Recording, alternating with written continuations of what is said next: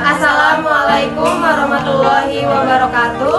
Kami dari kelompok 5 akan mempresentasikan materi tentang pengawasan. Sebelum itu, perkenalkan nama saya Imaulia Putri. Saya Mimin Dwi Oktaviani. Saya Aulia Deswali Alimuhammadika. Saya Denia Sarifah. Selanjutnya, perkenalkan nama saya Rifki Saiful Anwar. Dan saya Muhammadul Arifin.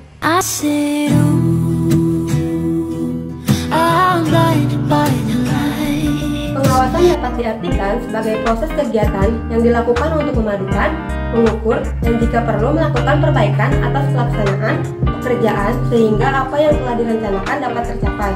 Selain itu, pengawasan juga merupakan fungsi manajemen yang sangat berkaitan erat dengan pencapaian tujuan organisasi.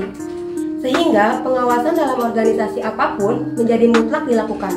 Hal ini seperti yang diungkapkan oleh Terry yang mengatakan bahwa dalam rangka pencapaian tujuan, suatu organisasi termasuk negara sebagai organisasi kekuasaan terbesar seyogianya menjalankan fungsi-fungsi manajemen yang terdiri dari perencanaan, pengorganisasian, memberi dorongan, dan juga pengawasan.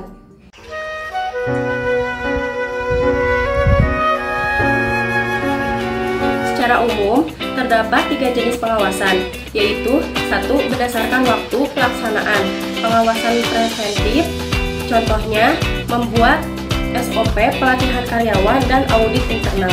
Pengawasan detektif, contohnya pemeriksaan laporan keuangan, evaluasi kinerja karyawan, dan audit eksternal. Pengawasan konkuren, contohnya pemantauan CCTV, supervisi oleh atasan, dan quality control.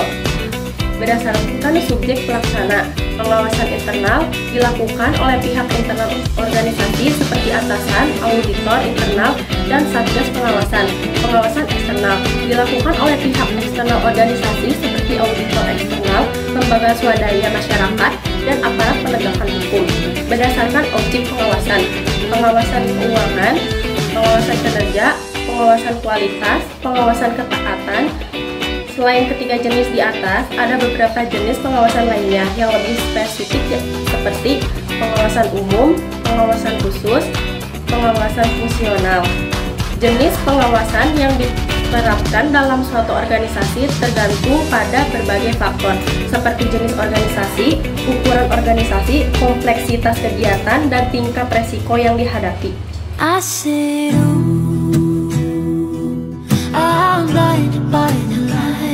Tujuan dari pengawasan adalah untuk menjamin bahwa semua kegiatan yang diselenggarakan termasuk suatu strategi yang telah diatur sebelumnya tanpa perlu mempersoalkan tingkat manajerial rencana yang dilaksanakan. Pengawasan juga bertujuan untuk menghindari terjadinya penyimpangan serta mengembalikan arah jika penyimpangan telah terjadi. Selain itu, pengawasan juga berfungsi sebagai alat pengukur untuk mengetahui hasil dari suatu kegiatan yang telah diselesaikan.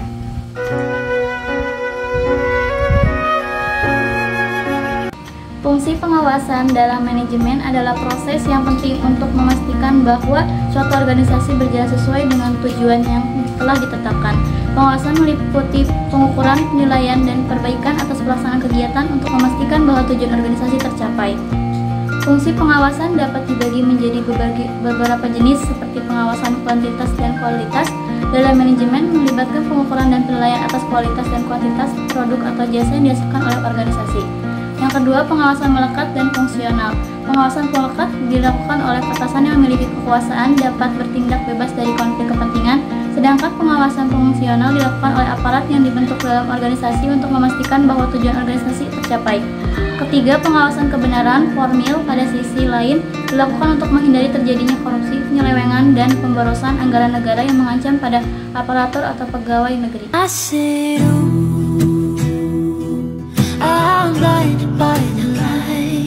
Tahap pengawasan adalah langkah-langkah yang dilakukan dalam proses pengawasan untuk memastikan bahwa kegiatan organisasi berjalan sesuai dengan standar yang telah ditetapkan. Berikut adalah tahap-tahap pengawasan yang umum dilakukan. Yang pertama, penetapan standar implementasi atau perencanaan. Tahap pertama dalam pengawasan adalah penetapan standar pelaksanaan. Yang kedua, penentuan pengukuran pelaksanaan kegiatan. Tahap kedua adalah penentuan pengukuran pelaksanaan kegiatan. Yang ketiga, pengukuran pelaksanaan kegiatan nyata. Tahap ketiga adalah pengukuran pelaksanaan kegiatan nyata. Yang keempat adalah pembandingan eksekusi dengan standar dan analisa penyimpangan. Tahap keempat adalah perbandingan pelaksanaan dengan standar dan analisa penyimpangan. Tahap kelima, pengambilan tindakan koreksi bila diperlukan. Tahap terakhir adalah pengambilan tindakan koreksi bila diperlukan.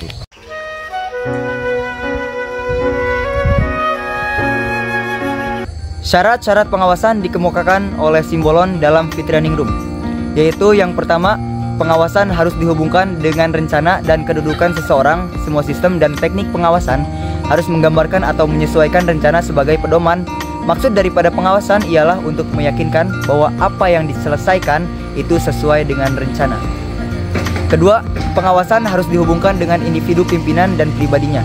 Sistem pengawasan dan informasi dimaksudkan untuk membantu individu, manajer pengawasan, dan harus dikaitkan dengan pribadi individu untuk memperoleh informasinya.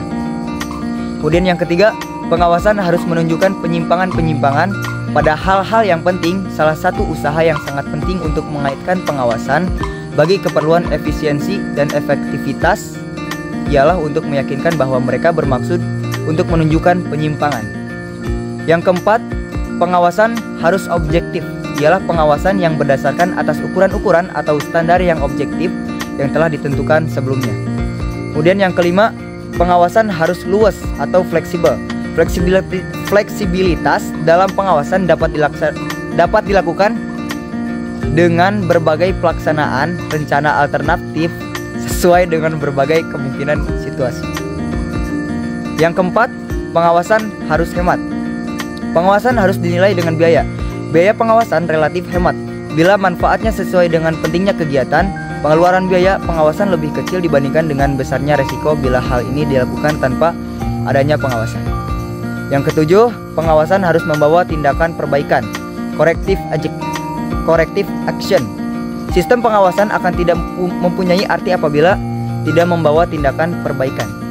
Sistem pengawasan yang efektif ialah apabila ditemukan terjadinya kegagalan-kegagalan, maka kepada siapa ia harus bertanggung jawab dan siapa yang dapat menjamin tindakan perbaikan.